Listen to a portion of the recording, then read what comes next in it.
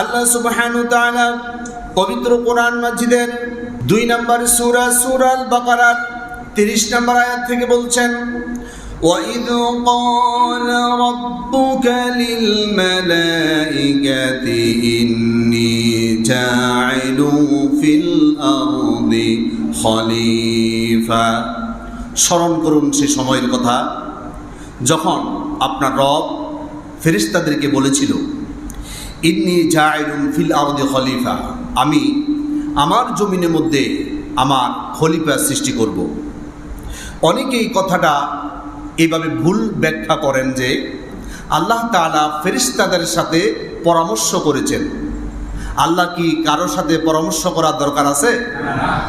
আল্লাহ তাআলা বলছেন ফাআলুল লিমা ইউরিদ, আমার যা ইচ্ছা তাই আমি করি। কারোর সাথে পরামর্শ করা, যুক্তি